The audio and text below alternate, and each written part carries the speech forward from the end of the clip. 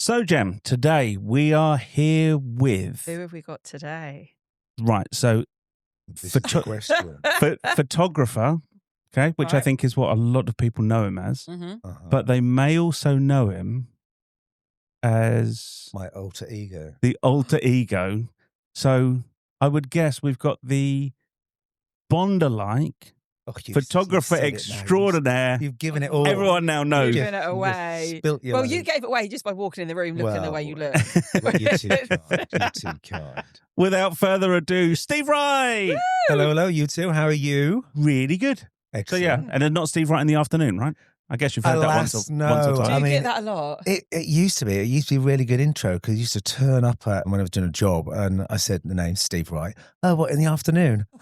A little laugh, whatever. And shouldn't you be on the radio? I said, actually, it's all pre-recorded. So, I got a second job. So, it was lovely being Steve Wright. It was really good because everybody knew the name until Steve Wright, the murderer in Ipswich, came along. Oh, yeah, that's not so him. good. Yeah. My mum was a bit freaked out when she saw that on the news. Oh, I forget about it. I completely forgot that was his name. Yeah. So, but hey, there's good and bad and everything. There's good and bad, yeah. At least you've got a name that's unforgettable. You've got to I'm take not that. it, yeah. I'm not that one. Yeah. There we go. Right. That's good to know. Okay, I'm not that one. You are safe. So let's go back, Steve. So we'll go back to high school. Mm-hmm. Grew up Ipswich. Oh, no, I'm a Norfolk boy. I'm a Okay. Norfolk boy. I was born in Sheringham. You can't do none of your Norfolk jokes today, Nick. Of course you can. Why? Of course you can. Look, I was going to say he's holding up He's his holding fingers. his He's holding up his fingers, so it must just be the toes. Yeah. born in Sheringham. Okay. And small little fishing village, all very lovely. I wanted to be a carpenter when I left school. And so I went on to City College in Norwich to sit the carpentry exam. I had to sort of do some dovetails and all that. But my dovetails, they didn't fly. They were a bit loose. They're a bit slack. So I didn't get in. Oh, whatever. So I thought the next thing. Hang on, I'm gonna stop you here. So, tradie college. Mm-hmm. I just thought it was one of those. You just auto admitted and just were either a good tradie or a bad tradie coming out the other side. But you actually have to hit the bar standards. It might be that now, but back in the day when I was at school, I mean, it was a profession. It was a craft. Yeah. There was high levels to get in. We're talking 10, 15 years ago. Oh, I love you. Yeah, whatever. So I left school with CSEs. Remember CSEs? GCSEs? I just remember CSEs. Whatever, yeah. So, anyway, so Jem, you should have gone back until I remember O levels. I remember O levels. So I could not be a carpenter, which was a shame. So then I thought, well, I always actually enjoyed photography. So I went along to my careers officer, whatever, we had them back then, and they was actually quite, good. And she said, well, actually, there's this photographer in Norwich who's looking for an assistant on a YTS scheme. Do you know YTS scheme? Oh, yeah. Youth training scheme. Do you want to, go on that? He's had 2. They're both bummed out. They weren't very good. So, you shouldn't really be going because he's Norwich and you're in Sheringham, so not in that catchment area. But we don't know. We just know A140, whatever. Yeah. So I went along and I worked as an assistant for 2 years for a photographer there. It was really good. It wasn't. It was really good. I didn't go to college. Didn't. What kind of photography was he doing? So he was a studio photographer. Okay. Studio photographer. Very good studio photographer. But not one of the weird sleazy ones. He was a very good studio photographer, but he was slightly weird. Okay. Slightly weird. Sleaze, I don't know. I'm not artistic. I'm not going to. Incredibly artistic, Steve. There's a thin line. There you go. Whatever. Yeah. So was there a changing area? It was very open changing. Okay, there we go. Yeah, that's enough, right? Okay, we didn't do anything like that. It was all just photographing products and room sets and things like that. So I was in for 2 years then, and that was good. And then I wanted a bit of a change. I didn't do a gap year, which is all the rage now. Yeah. But I wanted to become a cruise ship photographer. Well, he actually knew somebody who was a cruise ship photographer. I thought that sounds quite good. So, yeah, when I was 20, I went away and became a cruise ship photographer. Wow. Which is very, very good because before that, Sheringham, small little village, working for this other photographer, slightly weird, just me and him in there, no room, no windows. He didn't talk much. My people skills were not sort of like, I wasn't hitting a 10. I was a solid 4, Paul, in my people skills, cup of tea. That was about it. So anyway, I went and worked on the ships, which was quite, daunting. It's a huge contrast to start off with. Now, it was a cruise ship. Now, everybody goes, oh, cruise ships, yeah. Let's just rewind. Cruise ships back in 1986, it had 600 passengers on. It was a converted merchant sea vessel. Right. So it was not... not quite the luxury of today. Not these luxury. I was literally processing down in the bowels of the ship.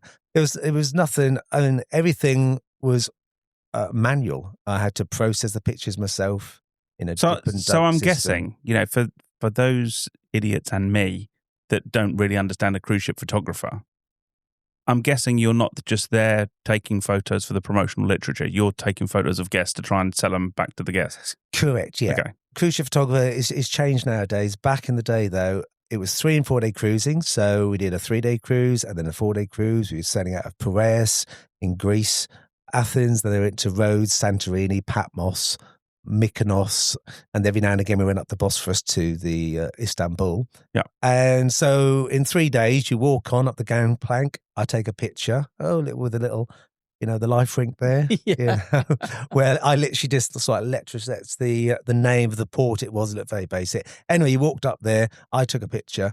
And then that night it was captain's cocktails. So as you walked in, took another picture of you shaking the hand. Then I took another picture of you actually having a cocktail. And then the next day it was short excursions, maybe Ephesus. So when you got off the boat, I took a picture of you walking away from the ship in the background. That was very nice. We then get to the actual location, Ephesus, and then up I pop again, take another picture of you.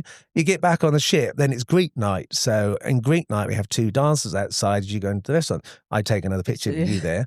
And then maybe there's paparazzi, this is day 2. Okay. And then day 3 also included is pictures around the poolside.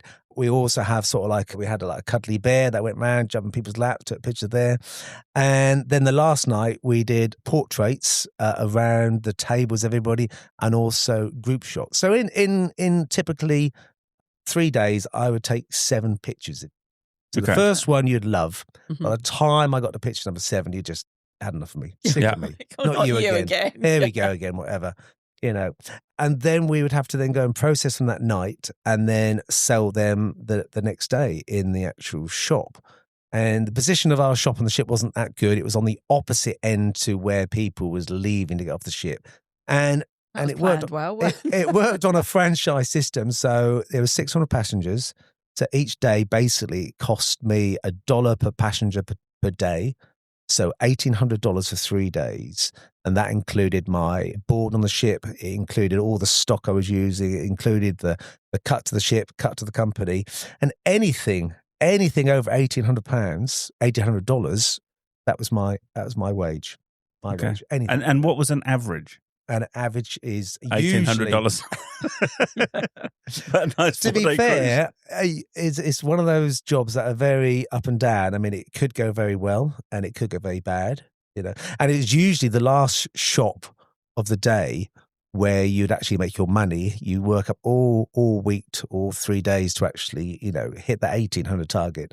And the last day is usually the one you make the money, which is usually the best picture because they've been sitting at this table with all these friends they've met. And this is the only picture of them, You got to remember, this is before iPhones even was invented, Mm-hmm. This was, So they're more like memories at that point, aren't they? They are, You're not going to see these people again. And they are. So that was the problem with the shop being on the wrong side of where people, if it was right next to the actual where they got off, it'd been easier.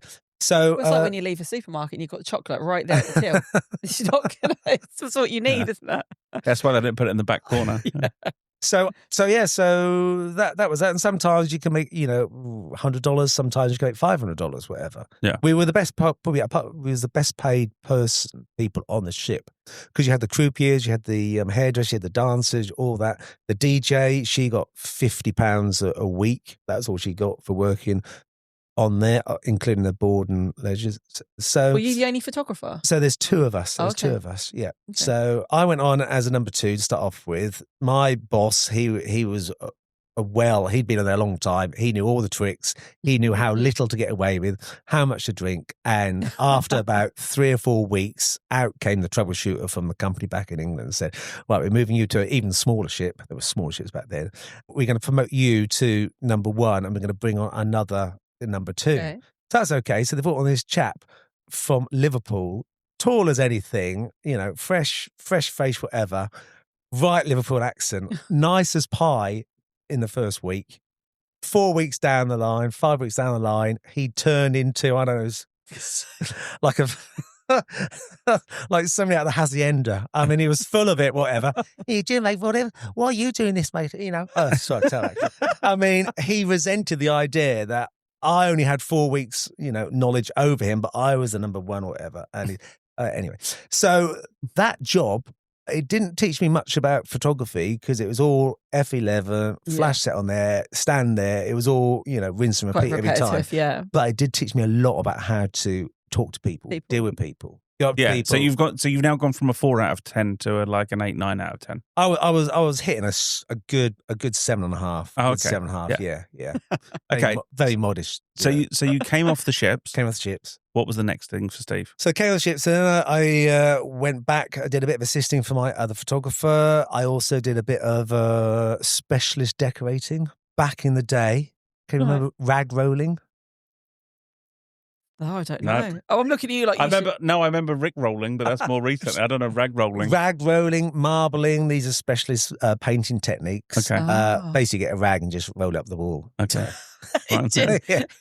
It sounds better if you just leave it a rag So rolling. I did you a just bit go, of that. done. Not, just get a rag I did a and bit of sweep that. it up the I wall. then did a bit of assisting for some other photographers. I remember I went down to London to see if I could assist for this one photographer. Spencer Rao was his name. You won't know his name, but you'll remember his photo. Can you remember the Athena picture of the man holding the baby? Yes. Sort of, Yeah. Okay. So that was his picture. And he was the first one to sort of like come up with that style, sort of like that masculine, feminine, nurturing. Yeah. So anyway, I knew a photographer in Norwich who knew him, and he said, "You should go up there and see if you can do some work for him." So I said, "Okay." I went up there. So I went and sat in his studio, and I'm sitting there, got my little jacket on, whatever, all this and all that, for about 23, I think, by then. And in comes this 6'6" Adonis bloke. He just walked in there, absolutely uber cool, whatever. So he sat down next to me. "How are you doing, mate?" Okay, yeah. He said, "Are you here for the modelling job?" I said, "Mate, if I was, I'll just walk out the door now because nowhere I'm going to get." You're a strong 9, mate. I'm leaving. Yeah, I'm just yeah. So I then did basically assisting for maybe a couple of years, and then in that time I started actually to get my own clients in, and I went from small little pack shots, tabletop things, portraits, and then basically over the next 20 years, I just sort of like just did more and more. That was based in Norwich that time, based in Norwich there, and yeah. So you kind of fell into self-employment. So you were starting to assist someone else, and then went, "I'll just do this on the side," and then it's just got more and more and more. Yeah, I mean, it's coming up for next year now is 40 years as a photographer. Wow. So that is, Yeah, Could you start at age 2, right? Very young. Obviously. You started at age 2. Very young and lots Anyway, I of could plastic justify the surgery. 40 years, right? Okay, all right. So we have to ask the question that everyone is going to be yelling at us to ask. Right. Right. Yeah. Where did Bond come from? Where did Bond come from?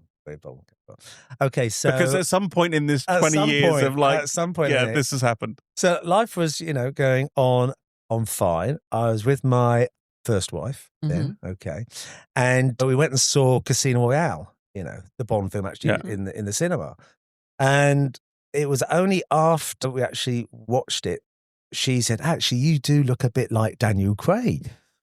I said, "Do I?"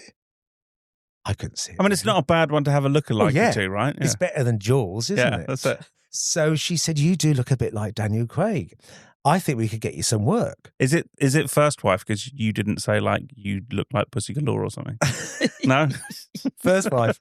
First wife, she was a singer. She was an entertainer. So she was in that sort of like genre of, entertainment, whatever. And she'd seen, lookalikes. So she said, "Yeah, I think we could get you some work as a lookalike." So I said, "Really?" So I said, "Yeah." So I said, "Okay, whatever." I was 40 at the time. And I said, yeah, okay. So I got a very bad tuxedo from Burton's. Yeah. Now gone. Just a little clip-on bow tie. Didn't even worry about Co's, right? Just went straight into Burton. Straight there, straight there. And had some pictures taken, because obviously photographers got some pictures taken. Yeah. There's me giving the old pout.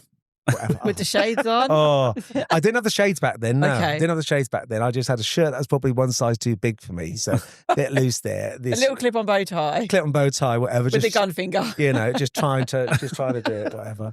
So I did that. I did a Anglia News came along and did a little video on me. Local boy, Steve Wright, age 40. They always say their age, don't they? Age 40 from Helston is now, making the neighbours look bad. So they did this little on there. I saw it the other day. It is on YouTube. It is so old, the video, that my face is sort of like pixelated. It looks like I was like some dodgy person. There's definitely no 8K going on there, right? Oh, we did it in the studio, and the reporter went full in sort of like Q mode. He was dressed as Q with a fake moustache on, and we had little toy cameras squirting water, and then I had exploding cucumber. Oh, it was whatever. So yes, that was the start of it. Right, there we go, Jem. Just so you know, did you expect an exploding cucumber to appear? No, there we go. Right, anyway, yeah.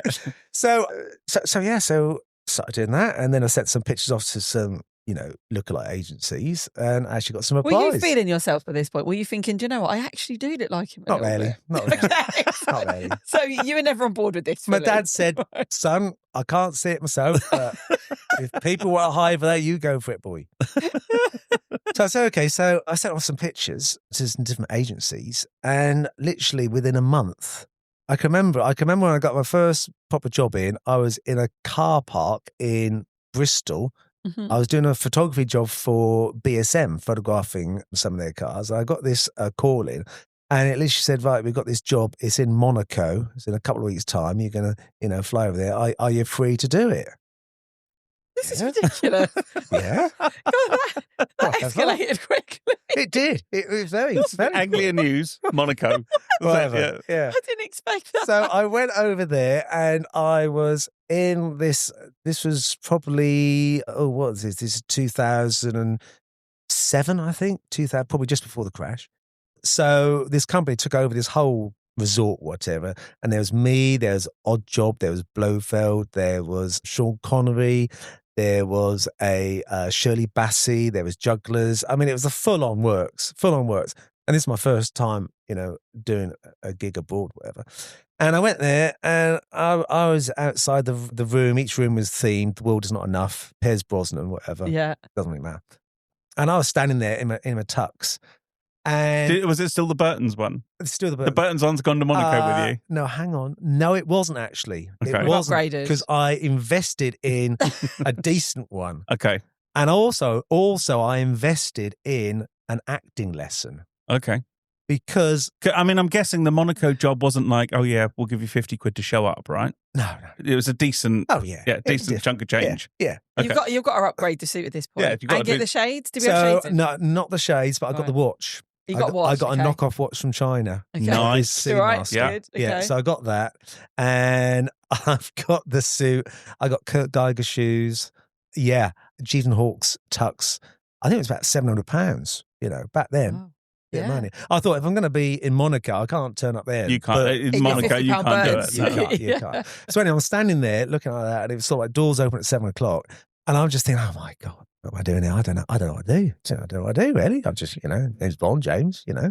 whatever. Done that. So anyway, I'm standing Shaken, there. not stirred. Where do you go from there? So I'm standing there. So obviously the wind back to when I had my, lesson with an actor. Yeah. Bless him. I did feel sorry for him because he was an actor. They're not actors, they're actors. I'm an actor. And who never actually made it big. It big. Yeah. But I said, well, I've got this job coming up in Monaco next week or whatever. I think it was a bit disgusted that, why He's been an actor for 30 years. He's been a VADA, for fuck's sake. Yeah. I mean, come on. Yeah, he's got his card. He's got it there, and you, whatever. So then he said, well, I don't usually, I must admit, I don't watch many Bond films, but I did watch, Casino Royale, you know. And okay, right, fine. And it's the way he walks into the room. He walks into the room and he's a presence. He's a presence. He doesn't go over there. He's not like Please tell me you had like 3 hours of walking lessons. He's not like Roger Moore. He walks in and he demands attention. Okay, right, yeah, fine, yeah. And he's not eager to please, you know, people should please him rather than that. Oh, yeah, very great. Okay, fine, I go, yes, whatever. And then we did practice actually walking in Right. to the chair and how to sit down. You know, well, okay, fine. So I did all that. So anyway, fast forward to when I'm in Monaco, I'm there and I think, oh, fuck, I don't know what I'm doing now. I don't know what I'm doing. On James 007. And I was let me walk. People, Just give me a chair. Just give me a chair and somewhere to walk to. I wish, you know, no, people give me their coats. Where's the cloak for him? Where's the toilet? Yeah. Can I get a, no, I'm Bond. Who? James Bond. What? She should have gone, smell nice, and sold him a spray for £2. Because the thing was, Daniel Craig, literally, when he just came out, everybody thought he was going to be absolutely pants. Yeah. Blonde, Bond, it was all that, and he turned out to be absolutely fantastic. He was incredible, yeah. But people still had Sean Connery on the brain. It's always Sean Connery, you know, even though it was I like Piers. Piers, yeah. you like Piers, yeah. So you're in Kurt Geiger's shoes. Kurt Geiger's shoes, speaking in there, standing there. So anyway, so I just sort of walked around, whatever. Yeah. There was that. I really like them acting lessons came in really handy. That was one memorable thing. The second memorable gig was I turned up to this venue. I was literally the only lookalike there. They themed it as James Bond, but they didn't actually spend any money on doing it. They just if people are going to turn up in a tux anyway for a dinner dance or whatever, they just say, oh, let's make it James Bond. You know, come in your tux. Well, that's what you could do anyway. So you got 400 people, room full of tuxes, okay, half men, half women, and the client says, right, just go in there and just entertain them, can you? Okay, bye. just go and entertain them. What do you want me to do? You know, walk into the room and sit down. If I was a magician, I would have a pack of cards. Okay, you know, I've got something to play with, literally. But you know, all I've got is this face, you know, that I think doesn't actually look much like James Bond. Yeah, by now it's broken. It lasted about 3 weeks, and it's always 6:10. You know, what's the time? 6:10. It was right twice a day, though, right? Oh, it was. So anyway, I go in there. Okay, I'll be Bond. So men and women, half an hour, all dressed up. So I slant over this woman. Good evening. You're looking very, very gorgeous tonight, might I say. So she looks at me like, what the fuck? She looks at me. She looks back to the bar. She looks at me. She said, my husband's over there. He's a quarterback in rugby, and he doesn't like men talking to me. Okay, so, you know, yeah, thanks, but no thanks. And I realised she obviously thought I was just... She just thought you were a random man chatting around. So anyway, so that, luckily he didn't catch me. And from then, I then had to learn how to actually change my approach to my patter. Okay. You know, but also the other thing was, for the first 2 or 3 years when I was doing it, if I had a gig coming up, it'd be terrible. You know, it'd be terrible. I'd be worried, nervous, get there. Oh God, I feel sick in my stomach, whatever. And turn up. Oh, there's a room full of people there. I've got to go in there, pretend I'm somebody I'm not. Where's the toilet? So when you learnt more, I'm guessing you didn't go back to the actor. You went to someone else, right? Oh no, I just learnt from trial and error. It is the hard, on the job, he doesn't actually do much, does he? He doesn't. Other than, like your actor said, walks in a room and he's just Bond. And how would you just do that? But if you think, like, the most iconic things he's known for is for walking out of the sea. Yeah. Right? And which I've done. Okay. And I need to know that story. We'll come back to that it's one. It's a good story. But do you know what I mean? When you think about it, you go, and being Bond. I'm Bond, James Bond. Okay, let me tell you this. Do a Sean Connery impression. Where everyone has to do the thing, Good name, Sean Connery. Yeah. He's got a voice. Everybody knows, even if it's bad, it's a Sean Connery one. But Daniel Craig is just Daniel. He doesn't. He's got nothing. He's got nothing there. It's just you know. So okay, hang on, just for Jem. Oh, tell us about the sea. I need to know. Okay, so it's Saint-Tropez. Saint-Tropez. I got hired by this I think her husband actually owned Trust House 40, the actual shipping Yeah. line or whatever. Yeah. Or not shipping line, the hotel line. Hotel chain. Yeah. So anyway, she was on their luxury yacht with her girlfriends. It was one of her girlfriends' birthdays. And she thought it'd be really good if when they came ashore in the little tender, that out of the sea comes, Walks you. Daniel Craig, whatever. So before she booked me, she wanted to see what I looked like in the blue trunks. Yeah. So I said, hang on a bit, dear. Give me a week. I've just got to get a spray tan. So I'm there, trying to pump it up a bit, whatever. And then I had to take a picture. Luckily, I'm a photographer, so that light was right over me. Every ripple was the angles, so you could see the abs. Yeah, all there. I was there. Anyway, the picture went out. You could see how he's flexing. She was happy. She was happy. So anyway, she booked me. So she sent a chap to pick me up. I had a code name, Looky Likey. Okay, he was actually in connection with the skipper on the boat, Looky Likey. Okay. So I go and get changed in maybe in Saint-Tropez. It was in this sort of like a beachfront bar. That's where they was coming to actually have the lunch. So I then literally, had to go and get changed. So I was in there, doing a few press ups, all this, that, walking out there, just with my little trunks on. And it wasn't that hot. It wasn't that hot out there. It was a bit chilly. Anyway, so walked out there. So he said, okay, right. So that's a ship over there. Yeah. Yacht. Okay, there's a little boat that's going to come over here in about 10 minutes. You just swim out. Just make sure your back is to the boat so they don't see you. Because obviously they're just going to say, oh my fuck. Yeah. Oh my God. Definitely Daniel Craig. Yeah. So obviously, so okay, right, fine. So I'm out there, swimming out there, just paddling out there, whatever. But I look back because, he said you'd hear the music, when they played it, when the boat coming up there. Okay. So I'm looking back. So this chap, he's waving to me like this, waving to me. Oh God, I'm too close. I better swim a bit more. They might see me. So I swam out a little bit more. And then in the background, I heard it. I thought, well, I looked round. And the little tender boat they're in, is nearly at the dock. And I'm like 200 yards away from them, thinking, fuck. So anyway, I start swimming like Duncan Goodhue or whatever, not very well. Oh, there's a bit of an offshore wind coming on. So, the water is slapping in my face. This is so Daniel Craig right now. I'm getting there, getting there. Apparently he had the same problem. Definitely the same problem. Yeah. So I'm swimming. Oh, God. Oh, it's a long way, isn't it? God, I might have got my 25 metre certificate at school, but this is more than 25 metres. So the woman in the boat, the woman who booked me, she's playing along. She's, oh, what's that? What's that out there? No, I can't see anything. The women get off. So I'm swimming. No, I'm sure I can see something. So I'm swimming up there, I'm getting closer. I thought, oh, no. And I thought, oh my God, I don't know if is it a sandy beach? Is it a coral beach? Is it? I mean, I don't know. A big rock. If I stand up, I might hurt my feet. So anyway, I literally just swim until I ground myself on the beach, on the shore, whatever. And I like to think I do this very dramatic, slow rising out of the sea, flick my hair back and look at her and say, hi, Annabelle. Here, it's your birthday. Come to give you a little surprise. In reality, I literally probably just straddled out of the water. Just a minute, Annabelle. I just catch my breath. Hi, it's your birthday. I'm there, Bond. James. See you in a minute. I was going to get changed.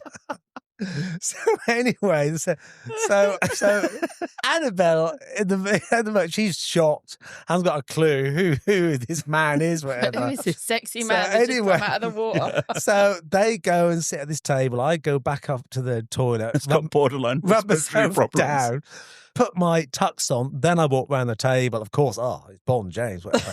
I literally walk around the table once saying, oh, happy birthday. And then women say, that's lovely, thank you, you can go now. And that's it. It took 3 months. 3 months of building up to this moment. And literally I was dismissed like that. Anyway. It's not as glamorous as we think then. Anyway, it wasn't. It was okay. So I got one more then. So this is my first wife was with me that time. You know. She had a nice time. Had a little look around Saint-Tropez, whatever. I'm gonna say it's not a bad place to. Not a bad gig. You know. Not so good on the next gig though. Where'd you go? Kosovo or something? So Antwerp. No, okay. Yeah. So this TV company rang me up and they said, right, we've got this sort of like Norwegian version of Sex and the City, 3-room, you know, all in this flat. And the premise of it was this one woman, she's a reporter, and she's doing this article on oyster tea and the aphrodisiac effects of oyster tea actually has, you know. So all you got to do is just turn up and say, hi, is Michelle in? That's it. I said, it's fine. That's okay. Whatever. So get flown out there, turn up, nice little studio. Everybody greets me. They're all practicing their English. They speak very good English. How are you? Oh, very good. Very good. Oh, yeah. Hi. So good to see you. So I'm in there getting made up, whatever, you know, tux on, as you do. Walk out there. And they said, have you learnt your script? I said, hey, yes. Hi. I'm looking for Michelle or whatever it was. They said, no, that one. The other one. I said, what other one? This script. And they literally pulled out this script. Okay, it wasn't like 6 pages, but it was a good 2 paragraphs. Okay. No, I didn't see this one. Okay, what do you want me to do? So the scenario was she was recording me. There was a film crew there recording me. And then obviously there's a proper TV recording me, recording that.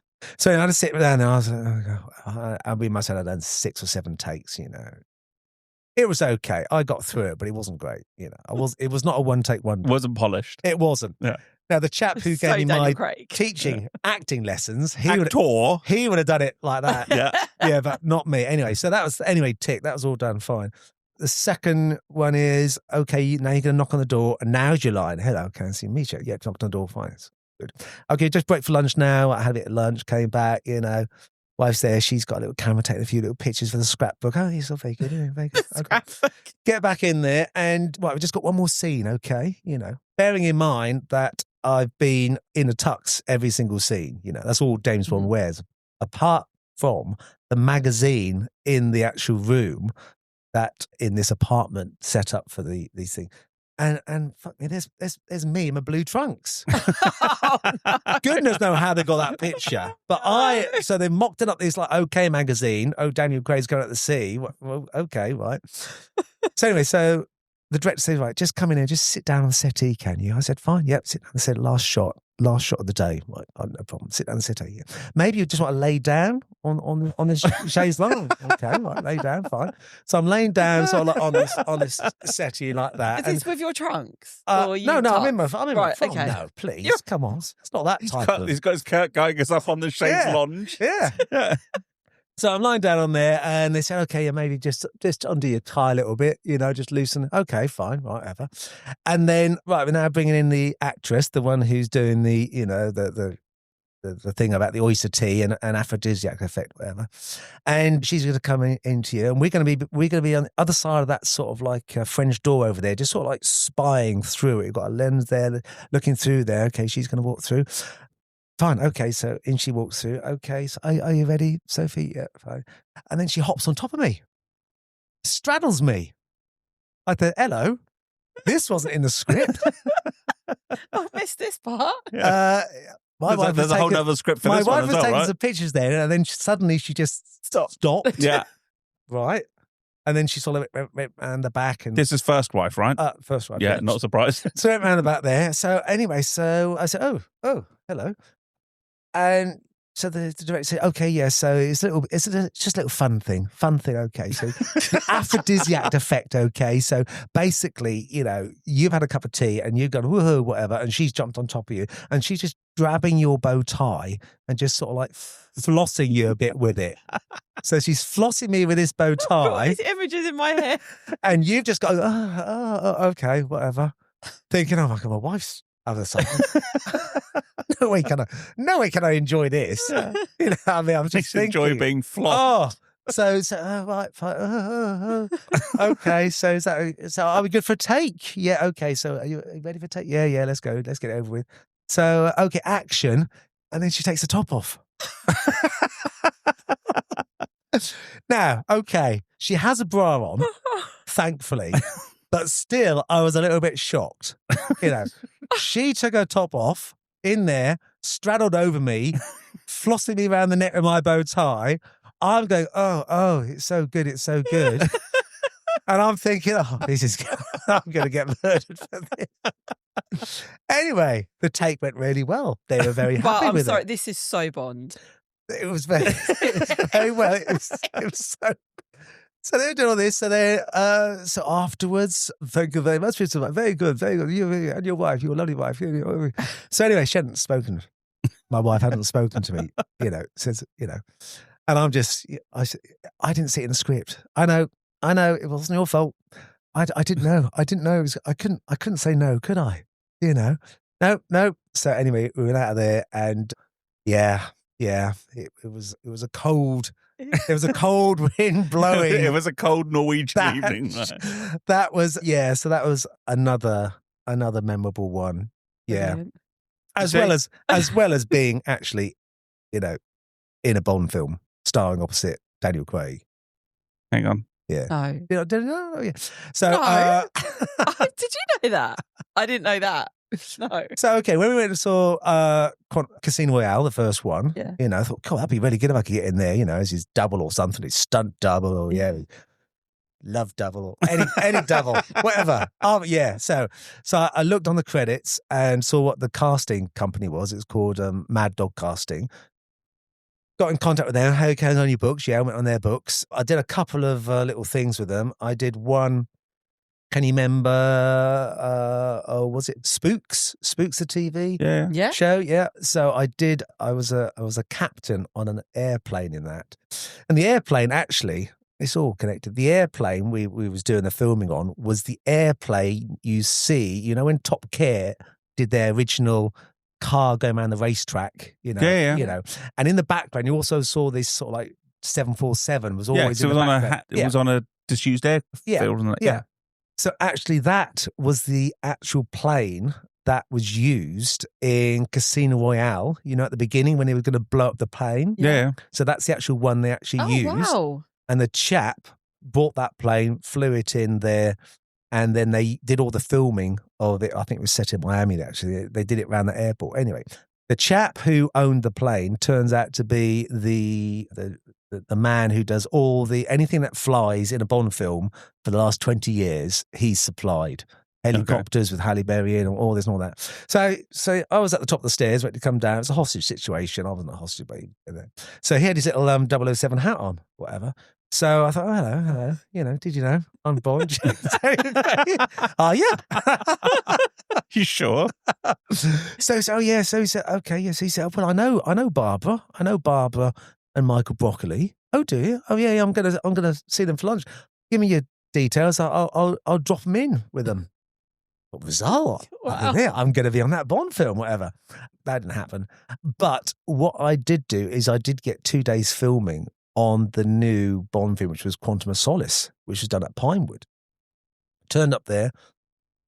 There was about 12 of us all there. It was. Have you seen Quantum of Solace? Yeah. Okay, so it starts at the beginning where they're in the catacombs underneath there with the horse racing. Yeah. Blah blah blah blah, and then suddenly Agent White is sitting in the chair, and then the double agent comes, shoots, Yeah. boom, boom, boom, boom, boom, and then it's all the fight. And anyway, after that, it cuts to the apartment of the double agent, and Judi Dench was saying, "I can't believe he was a double agent. He was my agent." Whatever. So in that apartment, when Daniel Craig walks up, I am the agent, the MI5 agent, stationed outside of the door, looking in, guarding it. Oh, wow. So that is me. Did Daniel Craig go? It's like looking in the mirror. It's like looking in the oh mirror. my gosh, I thought that was me. Yeah. No, he said, he looked me up and down and he said, what are you, a ninja agent? Okay. So when I say ninja agent, you probably know, it's out of context. What actually was, we was there all day filming it, filming on film sets. The first 10 minutes, half an hour is really exciting. And then after that, it's just boring. You're just hanging around, sitting around, The food is usually good, but there's all that. So he was sat around all day long. I saw Daniel Craig walking around in the background there. He wasn't overly friendly, but Judi Dench, she was very friendly. She was very chatty. She was there as well. So we got to the end of the day. I hadn't been used because the continuity chap said, well, they've got, there was 12 Socco guys, the ones that wear the white uniforms for the forensic. I don't know why they've hired 12. You'd only ever have like 3 in that apartment. So we wouldn't use that. So anyways, hanging around there. And then it got 7 o'clock and they got one more scene to do. And they said, right, we need 2 people to be MI5 agents. And me and this other chap ran up. Yeah, I'll do that. I'll do that. Me. He said, okay, right. We haven't got much time here. We've got to really, against the clock, we've got to do it quick. Okay. So we were all in jeans and T-shirts because we were going to wear white boiler suits to actually go. For being the Socco. Yeah. So he said, right, look, we need, he spoke to the dresser there. We need them in suits. So basically this other chap literally went up to this other bloke who was an extra who had a suit on. He said, can I borrow your jacket? Literally ripped it off him, stuck it on him, went up to the director and said, I'm ready. Oh, typical. He's hit at the post yet again. I'm there. So he said, okay, right, we need 2, so you can go down there. And then, right, go and get him some clothes. So this other wardrobe guy, he flounced off, came back with these, okay, put this on then. I'm being awful here, but he was slightly, put this on, come on. Where's the change? We haven't got time for change room, lovey. Just strip off now. So I'm stripping off in the apartment that is going to be filmed in there, whatever. Yeah. Stripped off there. Put the trousers on, shirt on, this on, socks on, shoes. What shoes? I haven't got any shoes. It doesn't matter. It's just a 3/4. We're not going to see his feet. So the first guy who thought, oh, I'm really smug, I'm really quick, he was stationed down at the end of the corridor, behind the door, and I was stationed at the front of the corridor, in front of the main door. And this has all happened literally within 15 minutes from I need something to there. Comes in there, right, should we go for take? Go for take. I'm standing there. In comes Daniel Craig, smashes to the door, bangs up there, looks at me, walks in there, boom. The camera's literally here, right next to me. I've done a few films. So I thought, well, that's pretty close. Ooh, that's good. I'm giving it my full-on pout. So showbiz. Really doing it. Really, yeah. So then... We've been taught to sit. Oh, God. Yeah, well, I'm standing now. To do this. So he can walk and sit, but he's not really good at Yeah, I don't talk. Yeah. So then, right, should we go for another take? Okay, yes. So out walks Daniel Craig, and then he sees me. He looks up and down. He sees I'm just wearing a pair of, black socks. That's the line. Some sort of ninja agent. I just smirked and went, whatever. I wasn't going to go, oh, yes, very good, Mr. Fair. So anyway, he walks down there, goes for another take, smashes to the door at the end, pushes through there, walks up. This is the door where the other bloke is behind, and I know he's got no Scooby-Doo chance of ever being on film because he's back of beyond, whatever. So anyway, so he comes storming up there. Halfway up this corridor, the camera, sorry, cut, sorry, no, I wasn't ready. Well, I mean, Daniel Craig looked at this chap, and this is true acting because, I mean, in that moment, that chap was turned to stone, I think. I mean, it was literally... So anyway, he goes to do it one more time, smashed through the door, walked up there, boom, went through the door, that was it. Literally half an hour from we need somebody to the last. Bearing in mind, we'd taken like 12 hours to do whatever. So that was my bit of stardom there. Wow. And you didn't pull out your phone or anything and go, look, Daniel Craig, you think you're a big deal, but check me out with this Norwegian woman. You don't you don't do that. I do have some etiquette, And it wasn't until actually I thought that was good, enjoyable, And it wasn't until the film came out that one of my agents who saw the preview, he rang me and said, yeah, the film's all right. It wasn't one of the best ones. But he said, you got a good bit in it. So your face is fully in. Oh, I am 2.5 seconds of pure. No, I need to go and watch that You again. need to. I will. You need to. Honestly, it was a shining moment. That was. So yes, that was the Bond film, and then since then I've flown down to South Africa, 8 days down there, just to sit in a car. Nice. Yeah, I wasn't even allowed to drive the car. Nice. I had a stunt driver. I had to then do some photos of actually picking up the keys for the car. I had a stunt hand. They wouldn't even use my hand. They had another one who had manicured fingernails, and they used that, whatever. And literally the producer who got me over, I mean, it was a big setup. I mean, it was like a 30-strong crew, took over some of Cape Town. We was doing it in, I was doing Joburg, we was doing it. And he was taking a picture of me, and then he sent his picture back to his mate in London. He said, "Oh, look, I got in there." And, "Oh, look, is that Daniel Craig?" They all thought I was Daniel Craig. I was loving it, whatever. I love it. Just give me the little look. It's like, yep, guess what? Out of 753 people who have seen me, 2 of them were convinced. Yeah. They were the real. I'm now hitting a strong 9. I'm feeling it myself. So that was all fine. Did all that. Advert came out. Got banned within 2 weeks. Why? Apparently they were saying the hands were too many. No. Obviously, I look too much like Bond. Yeah. I mean, this chap is known for doing adverts that they didn't get any clearance from Eon. Yeah. So it was everything was close. The music was just a little bit different from the Bond, and this was just a little bit different. But so basically, it was a rip-off Bond without paying the royalties. But I mean, look great. Have you still got a copy of it? I have, but then I had to actually. Then the company who booked me said, "Oh, all those pictures you took, can you make sure you don't put them online? Because if not, we're going to get sued." But I'll show you the video. We definitely need to do I'll that. show you the video. I mean, it was quite a while ago now, so hopefully they wouldn't come Can you back. put the link to the Antwerp video as well? Yeah. Yeah, that one needs to come up as well. Oh no, I've never. We'll put that one for our listeners. I've never seen that, but I Have have got my show reel. Actually, is quite phenomenal. Okay. Yeah, I'm quite pleased with that one. There we go. More maybe. Anyway, but that is just. just It's a brilliant. part. That's just a little sideline. But what a sideline, right? Sideline. That is brilliant. Yeah. That's amazing.